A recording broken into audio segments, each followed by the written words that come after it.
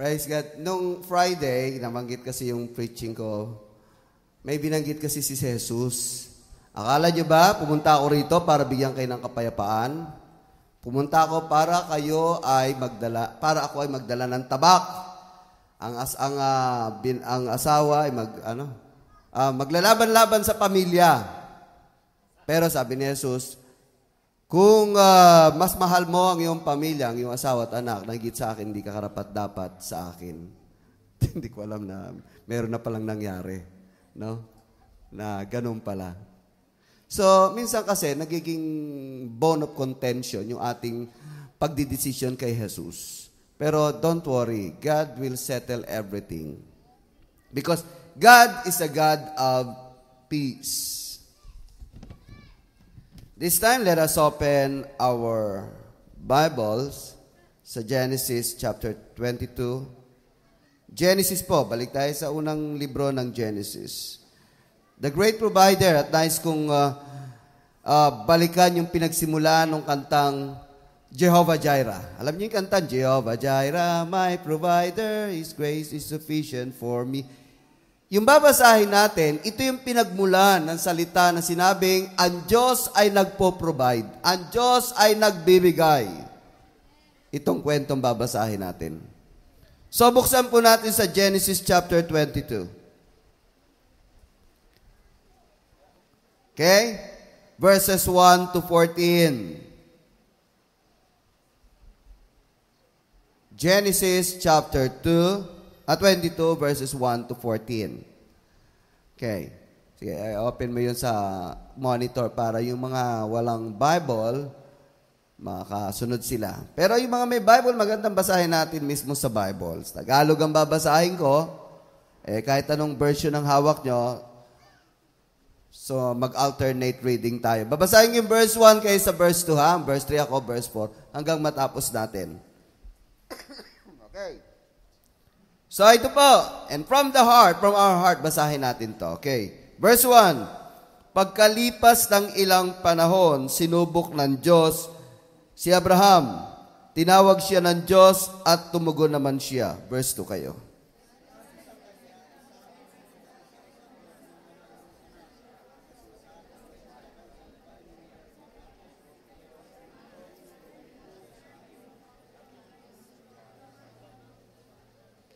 Verse 3, kinabukasan, maagang bumangon si Abraham at sumakay sa asno, kasama si Isaac at ang dalawang aliping lalaki.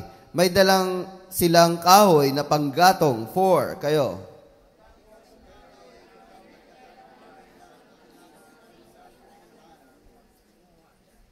Kaya't sinabi ni Abraham sa kanyang mga alipin, bantayan na ninyo dito ang asno, at kami na lamang ni Isaac ang magpapatuloy. Sasamba lamang kami sa dako roon at babalikan namin kayo. 6.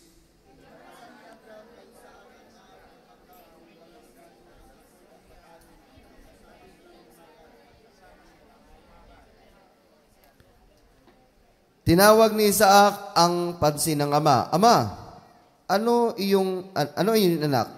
Tugon ng patanong ni Abraham. Mayroon na tayong apoy at panggatong, ngunit nasaan ang korderong ihahandog? Tanong ni Isaac. 8 kayo.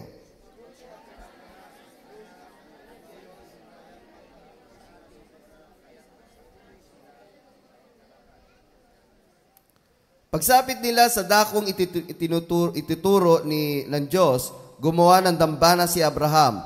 Iniayos niya sa ibabaw nitong panggatong at inihiga si Isaac matapos gapusin. 10. Tinawag siya ng anghel ni Yahweh at mula sa langit ay sinabi, Abraham, Abraham. 12 kayo.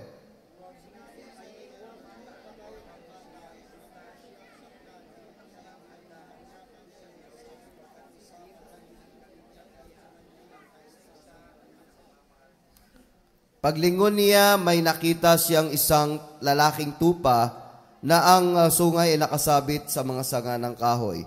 Ito ang kinuha ni Abraham at inihandog kapalit ng kanyang anak. 14 kayo.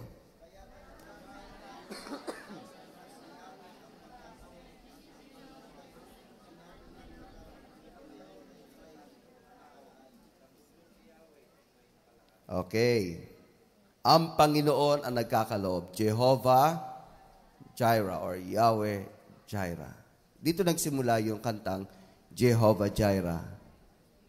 God is a God who provides.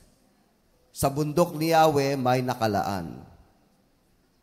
Sa bahay nyo may nakalaan. Sa trabaho nyo may nakalaan na. Kapag susunod kayo sa kalooban ng Panginoon. So, yung kwentong yon, okay, ang background, kilala nyo si Abraham, siya ay matandang-matanda na. 100 years na. At this time, siguro mga 110. Ang asawa niyang si Sarah, baog, matanda na rin. Imagine niyo, paano magkakaanak yun. At ang anak nila si Isaac. Pinangako ng Diyos, magkakaanak ka. So si Isaac na ihahandog niya, imagine niyo, naghintay sila ng 10 years. At doon lumaki na, hiningi uli ni Yahweh. Kung babasahin niyo ang buhay ni Abraham, talagang he is the man of faith. Siya ang ama ng pananampalataya.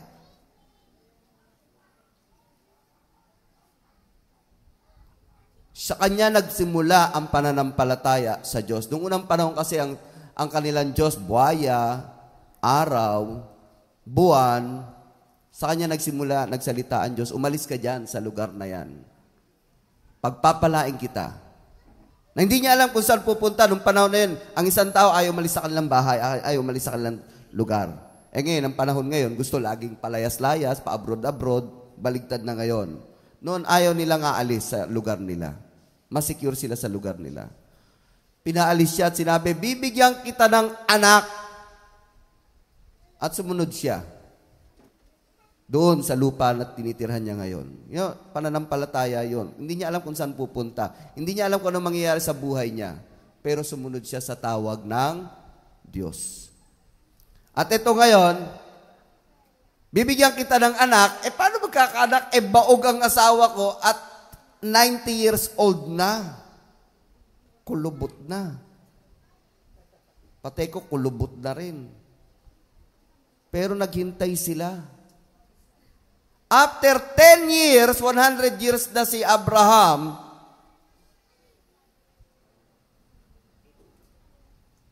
at 90 years old na ang kanyang asawang si Sarah, nagkaanak talaga sila si Isaac. Wow, tuwan-tuwa sila.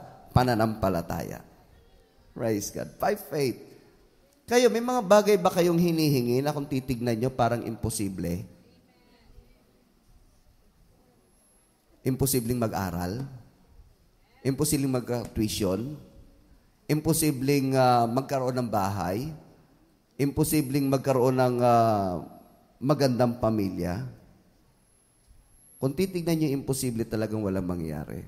Pero kung pakikinggan nyo ang pangako ng Diyos, may ibibigay talaga ang Diyos. Kaya you start learning how to listen to God.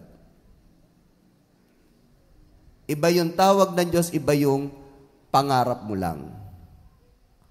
Iba yung salita ng Diyos, iba yung nararamdaman mo lang. Kailangan ma-distinguish mo yan.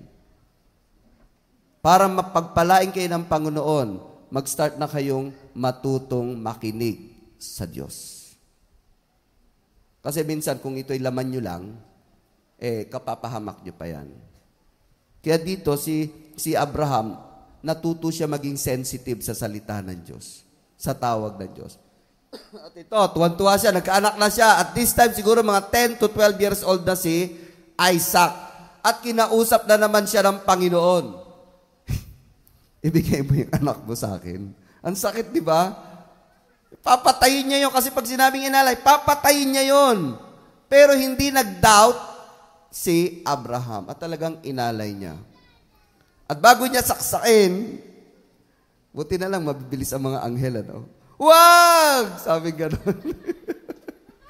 Talagang papatayin niya na wala siyang alinlangan. Papatayin niya na.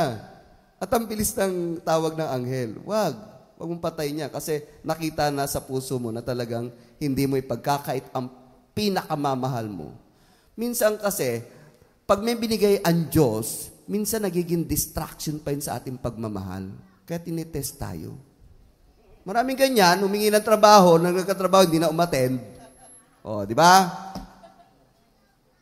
Humingi ng anak, nung nagkaanak, ayaw na umattend kasi puro na lang sa anak. Ayaw ng Diyos yun. Huwag kayong madidistract sa mga pagpapala. Huwag din kayong madidistract sa mga pagsubok. Ang Diyos gusto niya yung buong buo na ibibigay na ang buhay mo. Ang hirap talaga. Yung regalo sa kanya, kukunin uli ng Diyos, pero hindi siya nag-doubt. Kasi sa Hebreo sinabi, alam niya naman kung patay niya si Isaac, bubuhay niya uli yan. Kaya talagang papatay niya uli yan. Papatay niya yan. Pero sabi ng Panginoon, wag na. At pagtingin niya, nakita niya naman yung tupa. Ang iniisip ko, ano kaya yung tupang yun? Siguro hindi naririnig ni Abraham. Nandun na siguro talaga yun. Tumalon sa taas, tapos nasabit. Hindi niya narinig na meron tupa pala ron. Nanilaan na ng Diyos. Nandun na ready na. At nung tumawag na anghel, binuksan ang kanyang pandinig at narinig niya may tupa pala sa kanyang itaas. At yun ang kinuha niya. Sinubok lang talaga si Abraham. Minsan ganyan din tayo. Meron ang nilalaan, bingi lang tayo. Kasi hindi natin napakikinggan ang tawag ng Diyos. Kaya gusto ko maging sensitive kayo sa tawag ng Panginoon. Iba yung tawag ng laman nyo, iba yung tawag ng ambisyon nyo, iba yung tawag ng Diyos. Kaya nung papatay niya na si Abraham, hindi talaga gusto niyang maging miserable ang buhay niya. Na kabibigay lang, tapos kukunin uli. Hindi. God is a good God. Tinest lang talaga siya. God is testing your heart. God is testing your mind. God is seeing kung ano ba talaga iniisip mo para sa iyong kapakanan lang o mahal mo siya. Then after that, kapag na-prove, talagang dumadaloy na ang pagpapala. Okay? Kapag kayo tinawag ng Panginoon Diyos, always reason out. Hindi ako pagkukulangin ng Diyos. Siya tumawag sa iyo, siya magbibigay. Kapag ikaw ay naligtas, hindi ka niya pagkukulangin, iniligtas ka na nga eh. Ililigtas ka sa lahat ng bagay. God is a God who tests. God is a great provider, pero pag siya nagbibigay, hindi walang test. Kailangan may test. God is a God who tests. Saan kayo nakita ng eskwelahan na walang exam? Mag-i-enroll ako doon. Para dire-diretso. Biro mo, mapupromote ka ng grade 1, grade 2, high school, walang exam. Oh, hindi. May exam din. May exam pa rin. May exam pa rin yun, pero ibang klase. Hindi na yung mga knowledge. Lahat may exam. Imposibleng walang exam. Lahat ng promotion may exam. May test. Imposibleng walang test. How much more sa Panginoon? God is a God who tests. He has many reasons. God tests to give more. Dito, 2 beses tinest si Abraham. Bago siya bigyan, tinest siya 10 years. 10 taon siya naghintay para magkaanak. At nung binigyan, so may anak na. Hindi lang isa lang palang gustong ibibigay ng Panginoon. Isang bansa. Imagine niyo yun. Pero bago siya bigyan ng isang lahi na magiging bansa, yung bansang Israel, tinest muna siya. God will not give you anumang ibibigay niyang pagpapala sa inyo kung walang test. Kailangan may test talaga. Though salvation is free. Kasi wala naman talaga maliligtas eh. Free. Ang salvation talaga automatic yan. Wala ng test. Kasi isa lang ang tinest si Jesus Christ. Si Jesus Christ lang binigyan ng exam pero nilibre na para sa lahat. Pagdating naman sa pagpapala, financial, material, may test para sa atin yan kasi atin na yun eh. Personal ng ating gagamitin tayo ng Panginoon. Salvation is free. Pero after that, may mga test na. So God tests to give more. Gusto niyo ba pagpalain kayo ng Panginoon? Hello? Ako, gusto ko. Financial, kalusugan, gusto ko. Pamilya ko, pagpalain.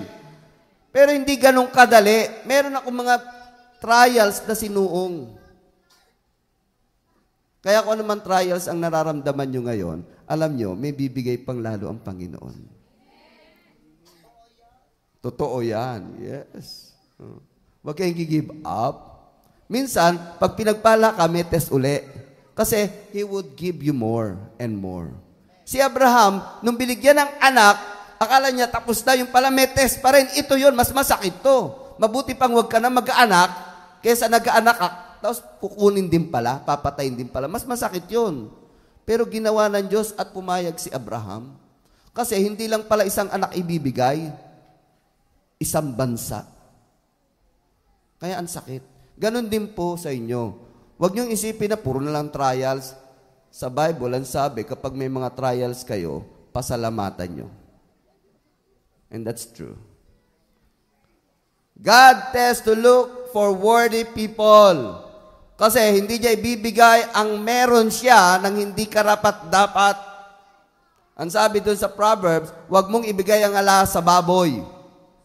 Sa masasayang lang. Ganon din ang feeling ng Diyos sa mga gusto niyang bigyan ng mga gift, ng mga pagpapala, ng mga gagamitin niya.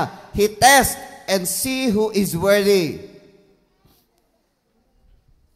Gusto niyo bang gamitin kayo ng Panginoon?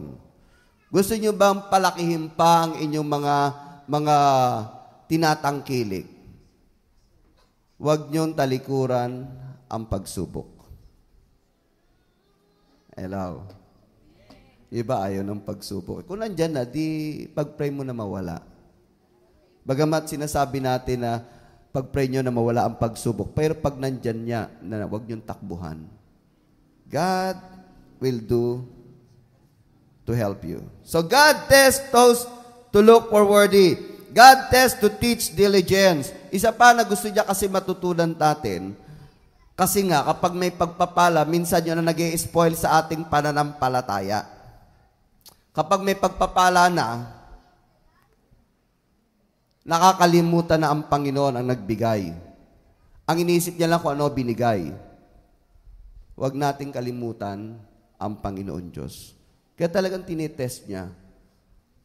Ayaw niyang mapahamak kayo dahil sa mga pagpapalang iyan. Ang gusto niya, sa kabila ng pagpapala, sa kabila ng pagsubok, siya pa rin ang inuuna nyo.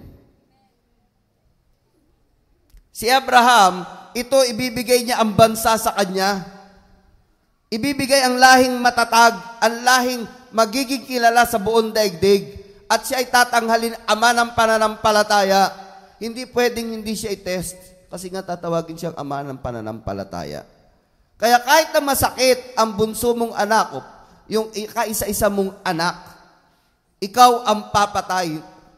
Ang hirap gawin, ano? Ako siguro hindi ko magagawa din yung masakit. Pero, praise God. Si Abraham, hindi naman, may dahilan din siya ba't niya gagawin yun eh. Mamaya sabihin ko sa inyo. So, God watches our action and sees our heart. Actually, ang bawat isa sa atin, bawat sandali, alam nyo ba na tinitingnan ng inyong puso at ang inyong mga kilos? Doon sa verse, sa mga susunod na verse, ang sabi doon, tinawag niya si Abraham, pumunta ka doon. Hindi siya tumanggi. Talagang ginawa niya, detalye. Nagdala ng panggatong, nagdala ng apoy, at kasama si Isaac, ang kanyang pinakamamahal. So, tines siya. Doon sa Hebreo 11, buksan natin sa Hebreo 11, ba't ginawa ni Abraham yun? Hindi siya naawa sa kanyang anak. Actually, nandito explanation. Ang cruel naman ni Abraham, ang cruel, no? Kaysa isang anak papatay niya para sa Diyos. Pero may dahilan siya, buksan niyo sa Hebreo. Hebreo 11, 17 to 19. Pwede siya magdahilan, Lord, bakit naman? Di ba sabi niyo, huwag kayong papatay? Di ba kayo ay pag-ibig? Pwede niya sabihin yun. Pero hindi na siya nagdahilan. Sumunod siya ng buong puso sa Panginoon kasi ito ang sinabi doon sa Hebreo 11, chapter 11, verses 17 to 19. Basahin ko para sa inyo. At nagsubukin ng Diyos si Abraham. Pananalig din ang nag-udyok sa kanya na ihandog si Isaac bilang hain sa Diyos. Handa siyang ihandog ang kaisa-isa niyang anak gayong ipinangako sa kanya ng Diyos na kay Isaac magmumula magiging lahi niya. Ito, 19. Naniniwala siyang muling mabubuhay ng Diyos si Isaac. Yun ang nasa isip niya. Yun ang nasa puso niya. Kaya siya sumunod. Kasi alam niya, kahit patayin niya na talaga si Isaac, kahit puro dugo na yan, mawawala ang dugo at mabubuhay uli yan. Kasi siya nga ang naglumilikha ng tao. Yun ang nasa isip niya. Kaya wala siyang bahid ng alinlangan.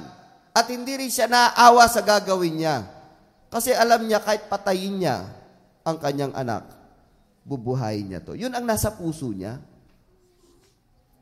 Kaya mga kapatid, i-develop nyo na ang inyong puso't isipan. No? Huwag kayong titingin sa aktwal. Ang tingnan nyo kung ano magagawa ng Diyos. Napakasakit siguro kung hindi iniisip ni Abraham to, hindi niya na talaga gagawin. Kaya ano man ang problema nyo, huwag niyong isipin yung aktwal. Ang isipin niyo ang Panginoon na kayang magbigay, kayang magbuhay, kayang magpagaling, kayang magbalik ng nawawala. Minsan may mga bagay tayong nawawala no? Tulad ng cellphone ko, nawala. Binalik din naman. Tigas ko, bago pa. So that is, God watches our action and sees our heart. God never intended to harm. May mga Diyos na ang Diyos nila cruel. May mga Diyos na ang Diyos nila kailangan pumatay ka muna bago mapunta sa langit. May mga Diyos na ang Diyos nila gusto ikaw ay maghirap. May mga ganon. Alisin mo daw lahat ng bagay, tumira ka sa bubong, doon ka lang manalangin. May mga ganon, yung mga Buddha. Hindi naman ganon ang Diyos, ano? God is not cruel. God never intended to harm. God is not happy in misery. Hindi natutuwa ang Diyos sa ating disappointment. Hindi natutuwa ang Diyos sa ating pangit na buhay. Ayaw niya yan. Hindi natutuwa ang Diyos sa mga negatibong event. Kaya actually, hindi niya gustong malungkot si Abraham na mamamatay ang kanyang anak. Hindi. Talagang purely, tinest lang siya.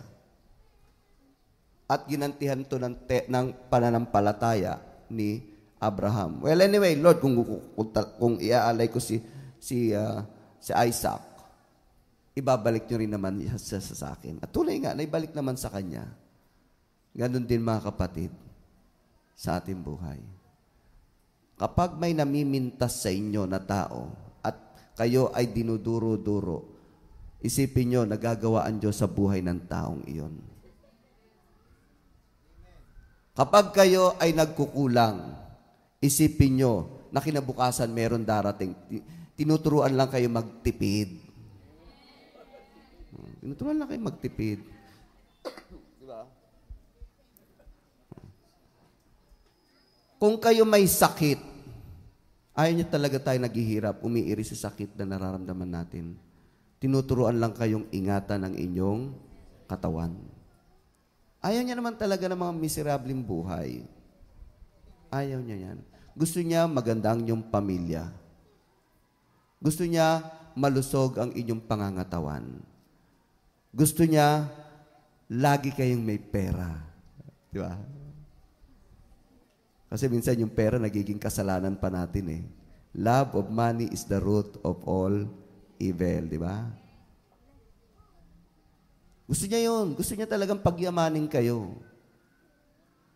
Gusto niya kompleto ang inyong gamit. Kaya lang, pag may TV na, lagi nang naka-TV. Kaya minsan, sinisira yung TV. No? O hindi ba kabili ng TV? Kasi alam niyang gagawin na magiging dahilan pa yon. God tests Gusto niya maging masaya kayo. Gusto niya maging masaya kayo. God wants you to be happy.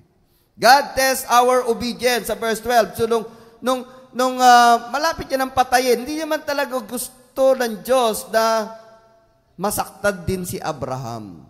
Tinest lang siya. So, sa verse 12, sabi, huwag nakita na ang puso mo.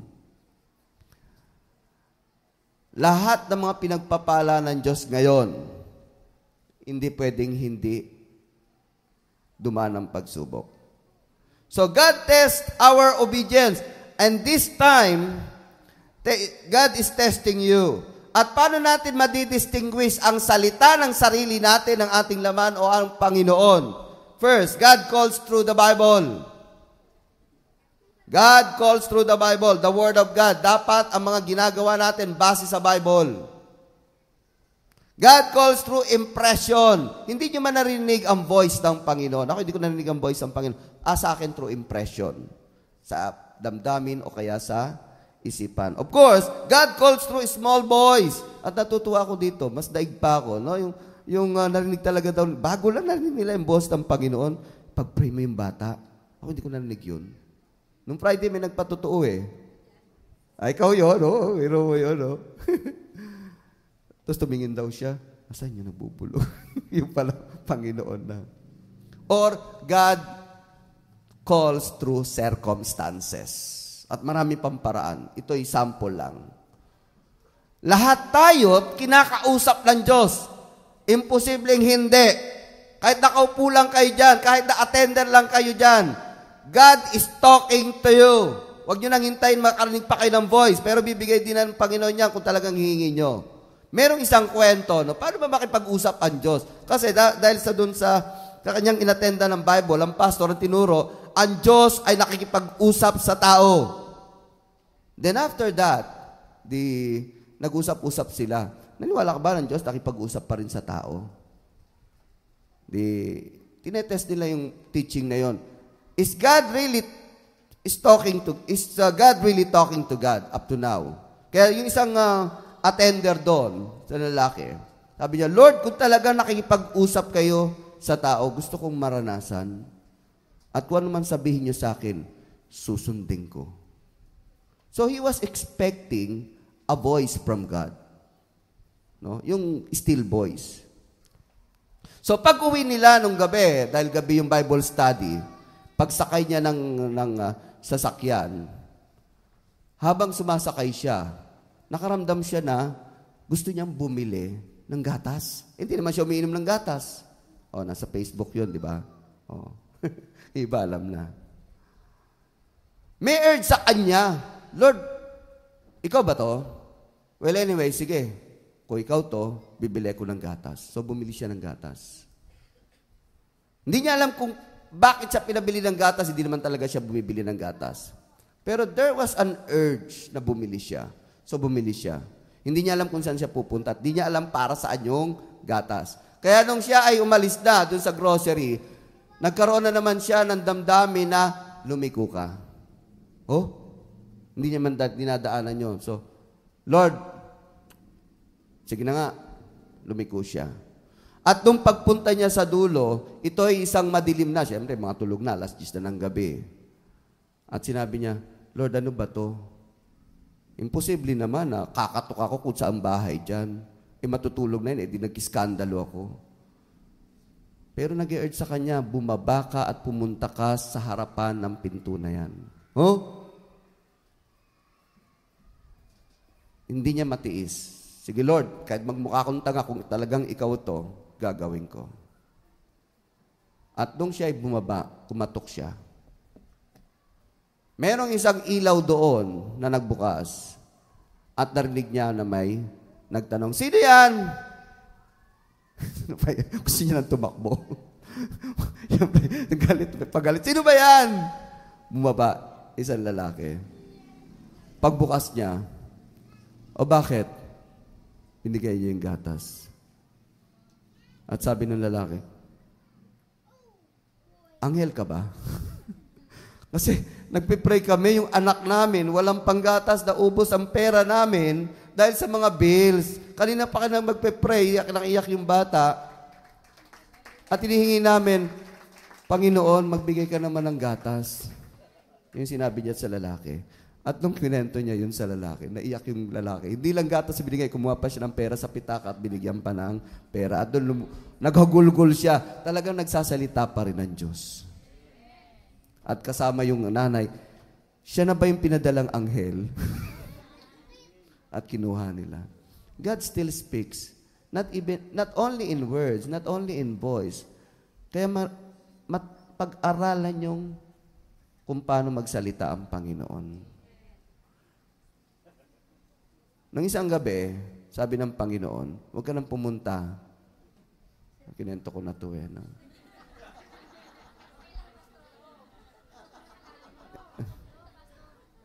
Naramdaman ko yun eh. Wag na, ako nang bahala doon. Hindi, kailangan kong puntahan eh.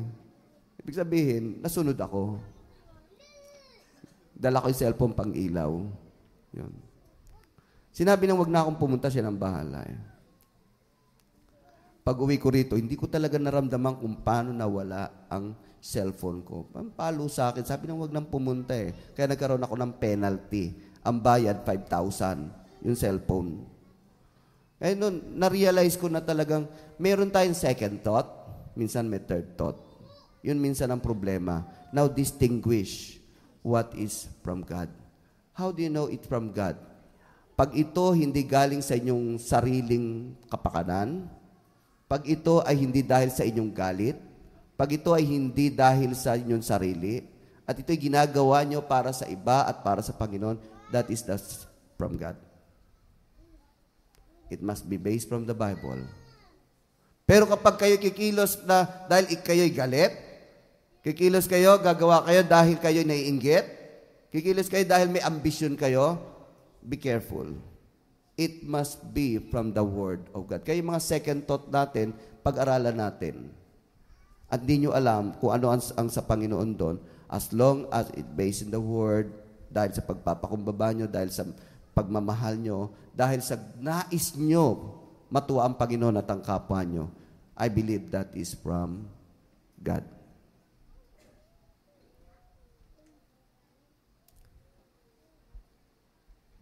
God speaks through circumstances. Kaya ang Panginoon nagsasalita pa rin ngayon, hindi lang kay Abraham. Sa bawat isa sa inyo, nagsasalita pa rin ang Diyos.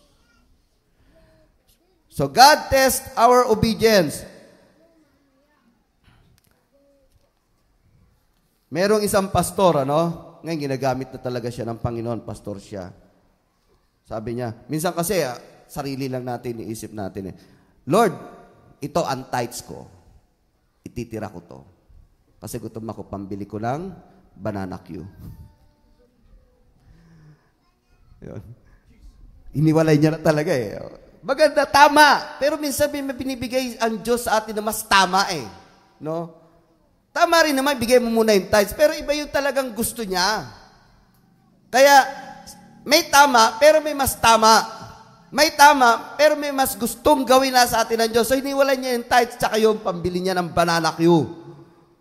So, nung hawak-hawak niya na, yung pambili niya ng tithes, at dumadaan na yung,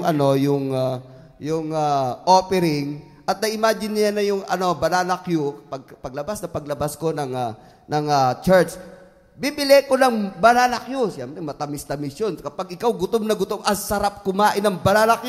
At nung nasa harap niya na yung offering, ibigay mo na lahat. Wala na yung banana Q. Talagang naramdaman niya raw, ibigay mo na yung lahat. Huwag ka magtira. Wala siya magawa. Binigay niya lahat. And now, God is using him as a pastor sa malaking church. You see? May tama, pero may mas gustong Panginoon gawin Kaya maging sensitive tayo doon. To know God's call, make your heart right. No, hindi para sa ating sarili. God always provide for those who obey. And lastly, God always provide those who obey. Sa 13 and 14. Dahil sa hindi niya pinagkait si Isaac, talagang binalik niya naman ang Panginoon si Isaac sa buhay niya. At mula kay Isaac, hindi lang pala isa ang naging anak niya. 12 at naging isang bansa. Kaya mga kapatid, kung lalo pang gusto nyong paramihin ang investment nyo sa lupa, mag-invest kayo sa Panginoon. So, if you obey, kapag kayo sumusunod sa Panginoon, mga kapatid, alam nyo ba, bago pa man dumating ang problema nyo, meron na laging solusyon? Kapag kayo sumusunod sa Panginoon, habang kayo nagpe-pray, ang Diyos kumikilos na rin para tugunan ang inyong hinihingi. Kasi ang Diyos, bago pa man tayo nilalang, alam nyo ba, bago tayo ginawa na maging tao, inunan nyo muna pangangailangan, araw, buwan, tubig, halaman. Hindi niya muna ginawa ang tao tapos mga halaman. Hindi, baligtad. Ginawa niya muna ang lahat ng yan bago huling-huli niya ginawa ang tao, ready na lahat. Ganyan ang Diyos. So while you are listening today, habang nakikinig kayo ngayon, God is already working at your home. May ginagawa na ang Diyos sa bahay niyo kung anumang problema. May ginagawa na sa inyong trabaho. May ginagawa na sa inyong ministry. May ginagawa na sa inyong pag-aaral. May ginagawa na sa inyong pamilya para sa solusyon ng mga pangailangan nyo. He is already providing all your needs. At pag-uwi nyo, expect answer. And that's how God provide. God is talking to you now. Ngayon, nagsasalita ang Panginoon. Baka merong gusto siyang ipagawa sa'yo. Baka may gusto siyang ipasurrender sa'yo. Baka may gusto siyang ipaalalang pangako mo na dapat mong gawin. Mas magandang gawin nyo yun. Gawin nyo yun. Huwag kayo maging matigas ang ulo. Baka mabigyan kayo ng penalty, tulad ko. May penalty. Para matuto kayo. Sumunod kayo. Amen. Praise God. So ano man sinasabi sa inyo ng Panginoon, God, do it and God will provide everything. Sa lahat ng mga susunod, sa binubulong sa inyo ng Panginoon, magsitayo.